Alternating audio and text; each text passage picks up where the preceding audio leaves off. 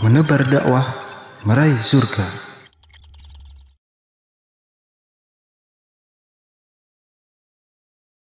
Assalamualaikum warahmatullahi wabarakatuh. Alhamdulillah wassalatu wassalamu ala rasulillah wa ba'd. Bertemu kembali dalam POTS Podcast Tarbiyah Sunnah dan masih bersama guru kita Al-Ustadz Yusuf Abu Ubaidah As-Sidawi hafizahullah ta'ala. Assalamualaikum Ustadz. Waalaikumsalam warahmatullahi wabarakatuh. Aduh, Masya Allah. Masya Allah.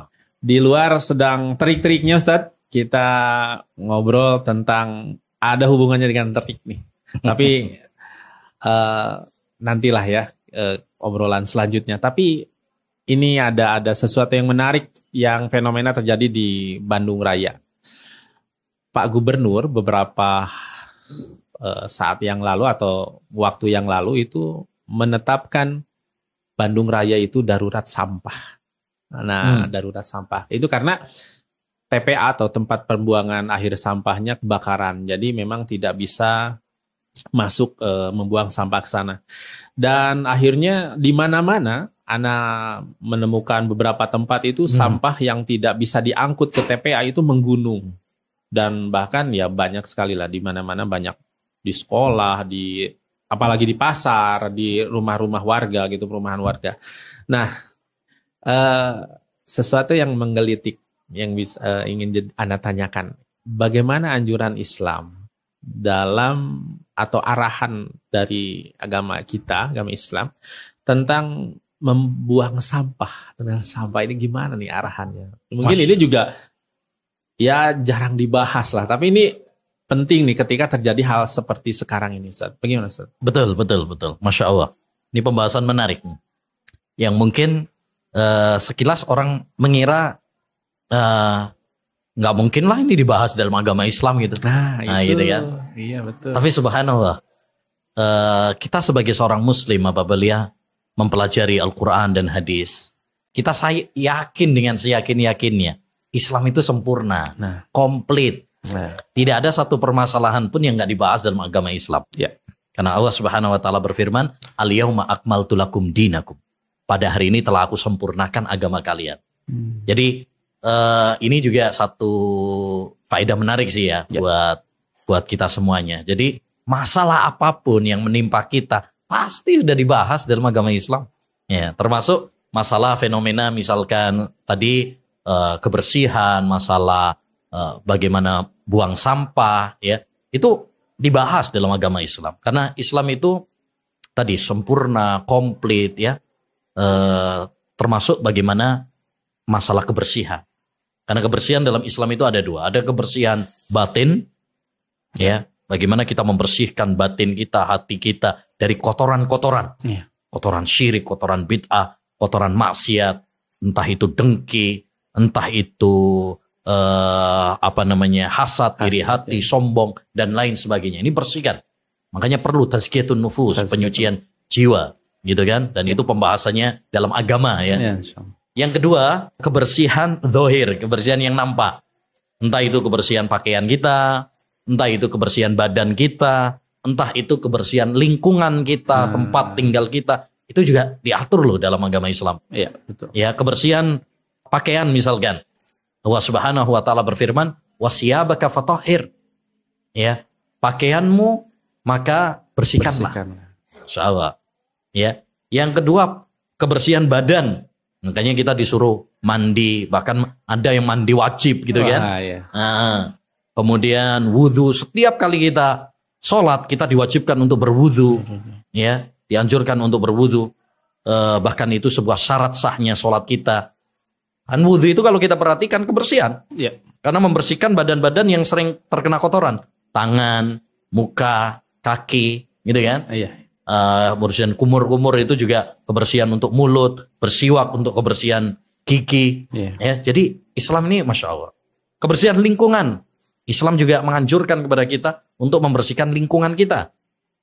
Dalam sebuah hadis yang disahihkan oleh Syekh Al-Albani rahimahullahu ta'ala, beliau, Nabi SAW pernah bersabda, "Nadzifu afniyatakum, fa innal yahuda la yunadzifuna afniyatahum." Bersihkan pekarangan kalian, halaman rumah kalian. Karena sesungguhnya orang-orang Yahudi itu nggak membersihkan lingkungan halaman rumah mereka. Jadi subhanallah, Jadi Islam itu keren banget gitu loh. Iya. Jadi termasuk masalah sampah ini. Kita dilarang untuk buang sampah sembarangan. Itu diatur dalam agama Islam. Diambil dari mana? Ada beberapa hadis yang menunjukkan akan hal ini. Di antaranya tadi keumuman perintah Islam untuk menjaga kebersihan, menjaga lingkungan. Di antaranya misalkan Rasulullah melarang untuk kencing sembarangan. Termasuk kencing di tempat air yang tidak mengalir. Kayak misalkan kolam gitu ya. Iya. Ya, kita nggak boleh atau sumur atau kencing di situ, misalkan. Itu nggak boleh karena itu pencemaran terhadap lingkungan. Iya. La yabulanna ahadukum fil ma'id daim. Ya, summa yaghtasilu fi. Janganlah seorang di antara kalian kencing di air yang tidak mengalir. Ya. Kemudian dia mandi di situ karena itu bikin orang jijik dan itu pencemaran lingkungan. Yang kedua juga Rasulullah SAW mengatakan bahwa menyingkirkan gangguan dari jalan itu termasuk cabang dari keiman. Beliau mengatakan iman itu ada 70 lebih cabang. Yang paling tinggi adalah kalimat tauhid la ilaha illallah. Yang paling rendah adalah menyingkirkan gangguan dari jalan. Bahkan beliau pernah mengabarkan ada seorang ketika berjalan kemudian menemukan ada batu, ada kayu, lalu dia singkirkan. Ya. Waqala wallahi la unahyanna hadza an tariqil muslimin fala yu'dhim. Saya akan singkirkan kayu ini supaya tidak mengganggu orang-orang muslimin yang jalan. Ya. Maka apa? Kata Allah kata Nabi, fa adkhalahu Allahul jannah. Oh, masukkan dia ke surga. Maka Allah masukkan dia ke surga. Jadi kalau untuk menyingkirkan gangguan dari jalan saja itu termasuk cabang keimanan, berarti membuang sampah itu adalah termasuk yang mengurangi keimanan kita. Maka Sembarangan. Iya, nggak boleh buang sampah sembarangan. Nanti sebagian orang kan asal aja pas buka jendela buang sampah. Bahkan ada yang kalau sepi lempar gitu. Padahal itu tempat dan kita tidak diperbolehkan membuang kotoran di tempat jalannya orang ya. Iya, lalu lalangnya orang. Iya. Yang lebih parah lagi itu kadang sudah disediakan. Tempat sampahnya sudah disediakan. Cuma males. Ya, sehingga ini merusak pemandangan, merusak lingkungan, ya. Kan kita itu kalau bersih itu kan enak juga sih. Iya. Hidup nyaman, terus sehat. Jadi Islam ini sangat menganjurkan kita untuk hidup bersih, hidup sehat gitu. Termasuk bagaimana kita menjaga lingkungan, menjaga kebersihan, dan jangan buang sampah sembarangan. Ya, itu yang perlu kita pahami bersama. Ya. Jadi kita niatkan kita ketika kita misalkan buang sampah pada tempatnya, ini adalah anjuran agama saya. Bukan hanya, mohon maaf, kayak misalkan orang Jepang ya, itu kan mereka terkenal juga tuh sangat bersih, disiplin gitu, disiplin. Tapi kan mereka bukan karena keimanan ya, iya. Bukan karena ini adalah perintah, gitu. Sehingga ya itu hanya ya manusiawi saja. Kita sebagai seorang Muslim punya kelebihan. Kalau kita menjaga kebersihan dan ketika kita buang sampah pada tempatnya tidak sembarangan, kita niatkan ini untuk menjalankan perintah Allah Subhanahu Wa Taala, itu bisa bernilai ibadah, berpahala bagi kita. Masya Allah ya Ustaz. Iya, gitu. Jadi dengan sesuatu yang mungkin kita meremehkan dan itu sebetulnya ringan ya. Tapi ketika kita diniatkan secara baik, secara benar gitu untuk mendapat pahala, itu akan bernilai pahala ya. Betul. Iya. Dan itu jadi tanda keimanan seseorang. Betul. Ya, walaupun ya tingkatannya paling rendah Ustaz ya. Nah, ada termasuk mungkin itu yang memilah sampah, mana yang dibuang, mana yang biasanya ada gerakan memilah sampah untuk dijadikan kompos, untuk itu juga termasuk berpahala berarti Ustadz ya, karena yang termasuk plastik disendirikan gitu ya. Iya betul. Iya, karena itu kan tadi niatnya untuk menjaga lingkungan tadi. Iya. Jadi kalau kita meniatkan semua itu betul-betul untuk melaksanakan perintah Allah Subhanahu Wa Taala, itu menjadi pahala. Itu yang menjadi pembeda Jangan sampai kita cuma wah saya senang bersih, saya senang untuk kedisiplinan, ya, tapi nggak ada dasar dorongan ibadah, ya. Nanti apa bedanya dengan orang-orang kafir gitu kan? Iya. Kalau orang kafir tadi saya contohkan kayak orang-orang Jepang itu masya Allah, habis misalkan nonton di stadion bola misalkan gitu ya, diambilin sendiri. Mereka diambilin tuh, nggak nunggu petugas. Gitu ya. Tapi kan mereka bukan melaksanakan itu bukan karena keimanan, bukan karena ini adalah perintah Allah Subhanahu Wa Taala, enggak. Nah kita sebagai seorang Muslim itu punya peluang ya untuk menjadikan ini sebagai pahala, Masya Allah. Yaitu jalankan dengan niat untuk ibadah kepada Allah Subhanahu Wa Taala. Gitu. Ya. Nah, terjadinya kebakaran sampah di TPA gitu ya, yang tempat pembuangan akhir wilayah Bandung Raya itu, memang salah satu penyebabnya adalah, nah ini ada hubungannya, Ustaz. Itu orang Sunda bilang halodo. Apa itu halodo? Halodo itu kemarau, kemarau. Jadi itu sudah bahasa apa? Bahasa Sunda. Ini kalau udah lama gesdilah halodo, udah lama kemarau gitu ya, tidak turun hujan, akhirnya kekeringan di mana-mana dan memicu tadi kebakaran. Bahkan bukan hanya kebakaran TPA saja, sebagian kebun, hutan juga semak belukar di hutan-hutan di pegunungan daerah Bandung ini sudah mulai banyak yang kebakaran. Lalu juga dampak selanjutnya yang pasti itu sulit air nih Ustaz. Sulit air, bahkan sumur-sumur sudah tidak mengeluarkan air lagi, sudah sumur bor sudah kekering gitu. Apa juga itu cuaca buruk Cuaca buruk juga, kualitas udara. Iya, kualitas udara apalagi sekarang, aduh Masya Allah, berkabut itu bukan kabut yang enak, tapi kabut wah ini kabut udah asap, udah nggak enak. Iya. Nah, ini bagaimana menyikapi hal ini bagi kita yang ya selaku orang yang beriman, selaku orang yang punya iman kepada Allah Subhanahu Wa Taala, bagaimana cara menyikapinya, Ustaz? Ya, subhanallah ya, memang manusia ini diuji oleh Allah Subhanahu Wa Taala, penuh dengan ujian hidup itu. Pas musim hujan, banjir, longsor juga, longsor, apalagi Bandung itu aduh banyak perbukitan, iya betul. Musim panas. Cobaannya adalah tadi kebakaran, kurang air, kemudian polusi udara, kemudian kekurangan air, kekeringan di mana-mana.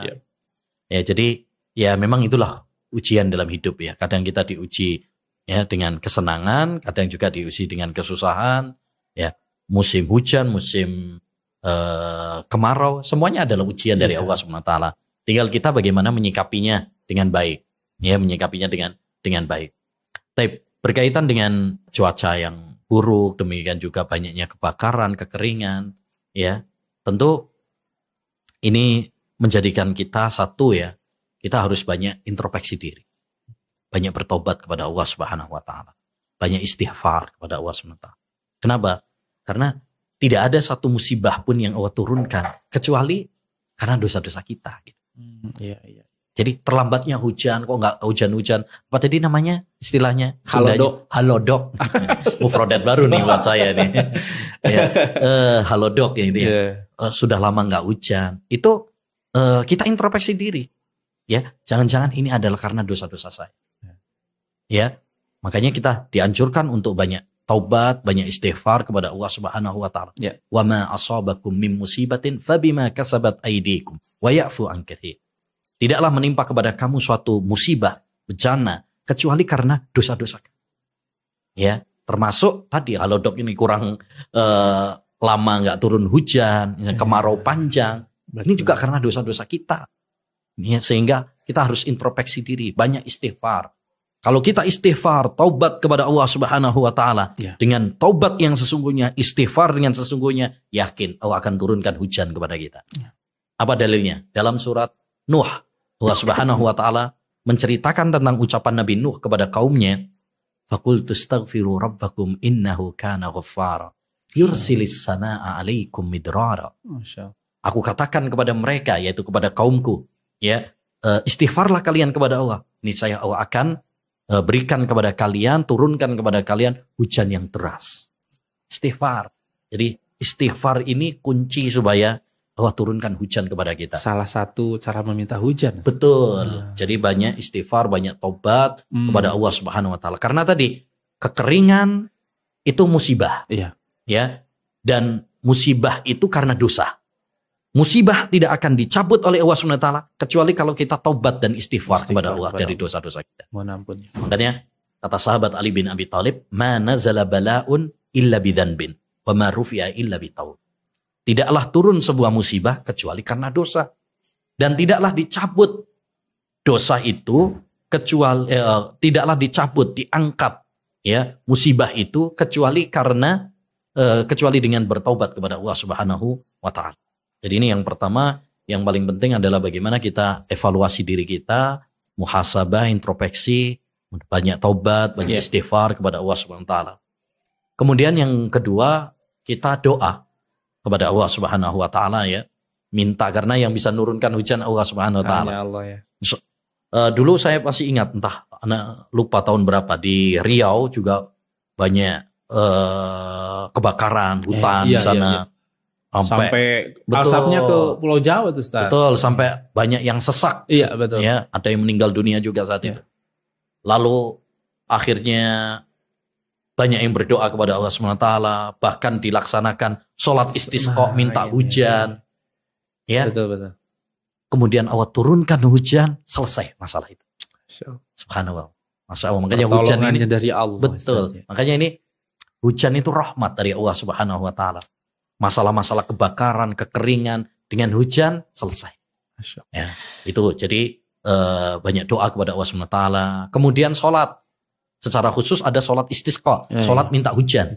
Sholat ini juga salah satu pintu solusi dari segala permasalahan. Makanya Nabi itu kalau ada masalah apapun sholat beliau. Karena Nabi SAW idza hazabau amrun fazi'a ila sholat. Nabi itu kalau terkena masalah apapun yang menimpa beliau sholat.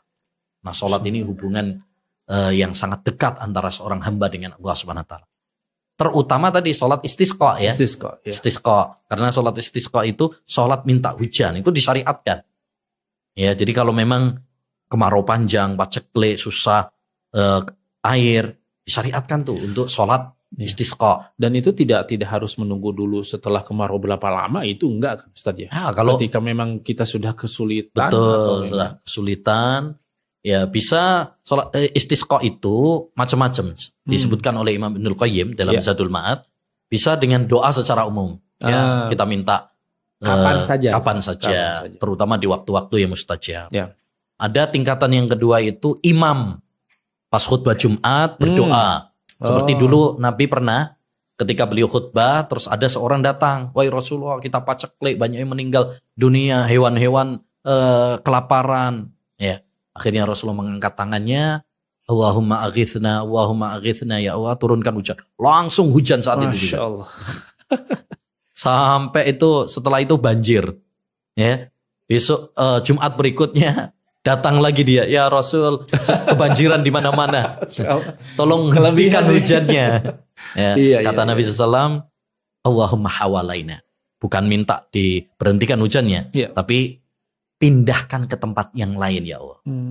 Karena mungkin di sini lebih-lebih airnya, tapi di tempat yang lain masih kekeringan gitu kan. Betul. Nah, solusi berikutnya juga yaitu kita saling membantu untuk pengadaan air. Misalkan pengeboran sumur, kemudian ya sedekah air bersih dan lain sebagainya, gitu ya.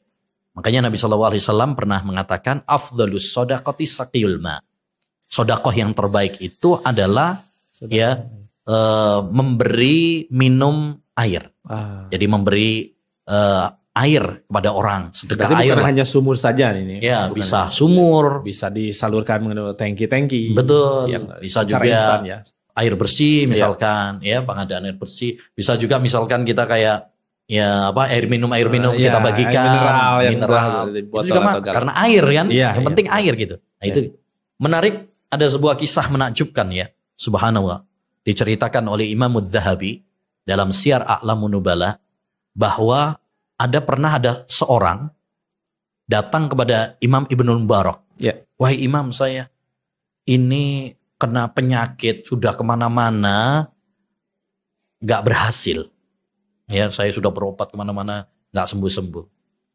Tolong sampaikan kepada saya wasiat, gimana saya supaya bisa sembuh. Saya sudah ke dokter mana-mana. Kata beliau apa? Udah, pergilah ke daerah ini, gitu ya.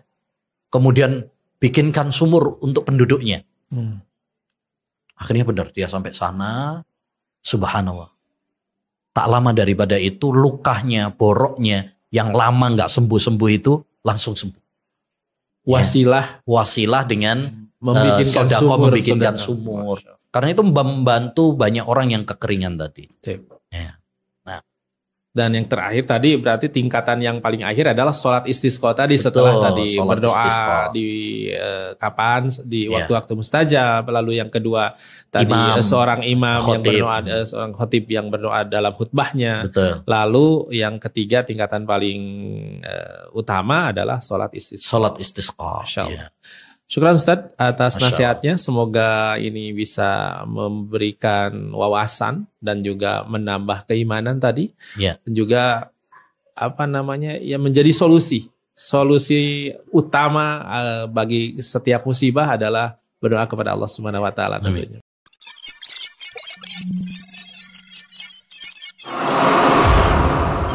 Menebar dakwah, meraih surga.